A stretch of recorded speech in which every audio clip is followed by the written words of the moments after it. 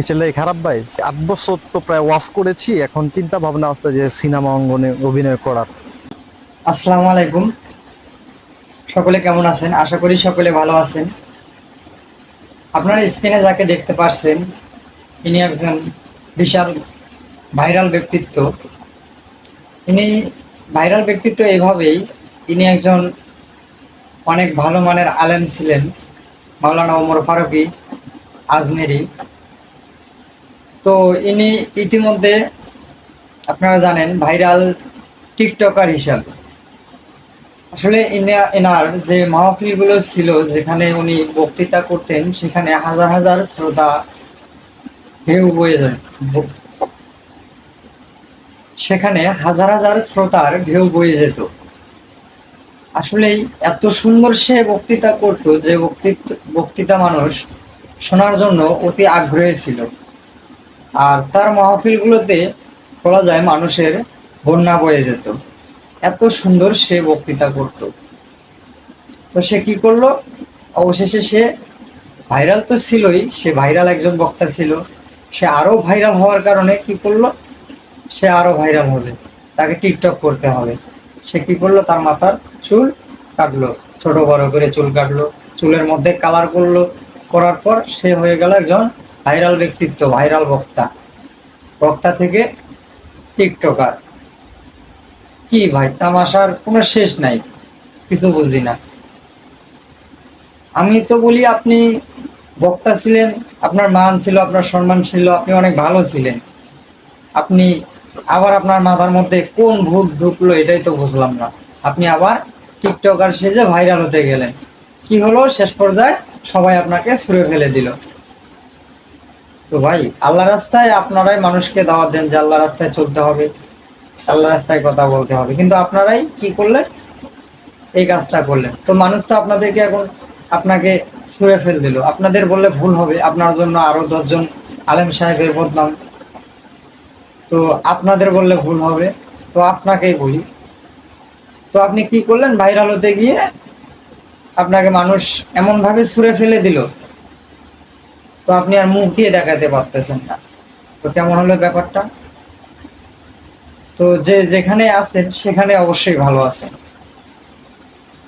তো এত কথা না বলি, ওনার যে ভাইরাল বক্তৃতা আছে, যে বক্তব্য আছে, শুনুন আসলে কত সুন্দর তার কণ্ঠ ছিল, মধুর কণ্ঠ। الذين هم في صلاتهم خاشعون আমার ভাইয়ের আমার বন্ধুরা, আল্লাহ রাব্বুল আলামিন 1 নম্বর গুণের কথা বললেন। মুমিন যারা হবে তারা 1 নম্বর মুমিনদের গুণ হলো মুমিনরা খুশু হুজুর সহিত নামাজ পড়বে। এইরকম মধুর কণ্ঠ ছিল তার, আর এত সুন্দর সে বক্তৃতা করত। তার ওয়াজে মাহফিলে দেখুন কত মানুষ, শত শত হাজার হাজার মানুষ। তো সে টিকটকার হওয়ার পর সে যা বলল শুনে আরো আশ্চর্য হবেন। সে নাকি ওয়াজ মাহফিল করতো, এখন আর ভাল লাগে না, এখন সে আবার কি করবে, সিনেমা করবে। বারবার দেখুন তার চিন্তাধারা লেভেলটা কোথায় চলে গেছে, সে সিনেমা করবে, সে নায়ক হবে। আসলে খারাপ ভাই, 8 বছর তো প্রায় ওয়াজ করেছি, এখন চিন্তা ভাবনা আছে যে সিনেমা অঙ্গনে অভিনয় করার। হ্যাঁ, আপনার এখন শিক্ষাগত যোগ্যতা কি বলেন? আমার শিক্ষাগত যোগ্যতা মাওলানা। মাওলানা বলতে হেফজখানায় পড়েছিলাম, হেফজে পড়েছি। বাট হেদায়েতের মালিক তো আসলে আল্লাহ পাক, এটা তো দুনিয়ার কোনো মানুষ না, এটা আসলে তার ব্যাপার, আল্লাহর ব্যাপার। ইন্নাকা লা তাহদি মান আহবাবতা ওয়ালাকিন্নাল্লাহু ইয়াহদি মান ইয়াশা। তার মানে আপনি কি স্বীকার করবেন যে আপনি পথভ্রষ্ট?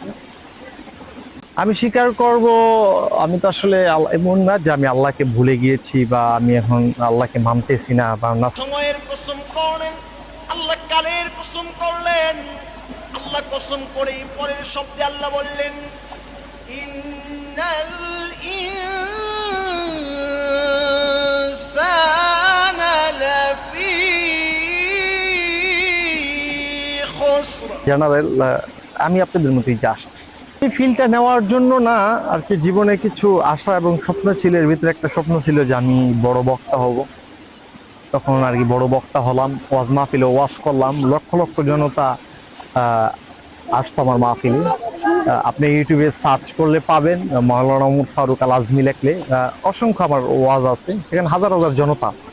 তো পরবর্তীতে ভাবলাম যে একটু সিনেমা টিনেমা করি, ওয়াজ টস অনেক করলাম, এখন সিনেমা করি যে কেমন হয় বা কি আসে। ভাই মাথার চুল এভাবে কালার করে কখনো নায়ক হওয়া যায় না। সিনেমার নায়ক হিরো হতে গেলে স্মার্টনেস থাকতে হবে। আর আপনি যে পাঙ্কু মডেল ধরেছেন, এভাবে কখনো একজন সিনেমার হিরো হয় না। সিনেমার আপনি কমেডিয়ান হিসেবে আপনাকে তাও তো মনে হয় সাজবে না, কারণ আপনি খেয়াল করে দেখবেন সিনেমায় কোনো কমেডিয়ানের মাথার মধ্যে চুল এভাবে কালার করা নাই। এক আছে টাংটুং মার্কা যে টিকটকের কিছু পোলাপান, যা করে মাথার চুল লাল নীল হলুদ সবুজ বিভিন্ন কালার, টিকটকার, এক কথায় বলা যায় টিকটকার। তো দোয়া করি আল্লাহ আপনাকে হেদায়েত দান করুক। আপনি এত যাবৎ আমাদের জন্য দোয়া করেছেন, আমাদের হেদায়েত যেন আল্লাহ দেয়। তো আমি নিজে দোয়া করি এবং আমার যারা ফলোয়ারগণ আছে, ভিউয়ার্সগণ আছে, তারাও আপনার জন্য দোয়া করবে, আল্লাহ যেন আপনাকে হেদায়েত দান করেন এবং সঠিক বুঝটা দান করেন। তো আমার বন্ধুদের উদ্দেশ্যে দুটি কথা না বললেই নয়, আপনারা কখনো এ ধরনের পাগলামি করবেন না। আসলে ভাইরাল টিকটকে, ইউটিউবে, ফেসবুকে যেখানেই ভিডিও বানান, ভাইরাল এমন একটা জিনিস যেখানে আপনি ভাইরাল হবেন, অটোমেটিক হবেন। তো এইভাবে পাগলামি করে ভাইরাল হতে গিয়ে দেখেন উনি কিভাবে নিজের ইজ্জতটাকে হারিয়ে ফেললেন।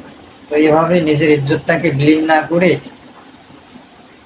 সুন্দরভাবে আমরা সৎপথে ভালোভাবে সুন্দর সুন্দর ভিডিও তৈরি করবো ইনশাল্লাহ। এইভাবেই আমরা ভাইরাল এক সময় হতে পারবো।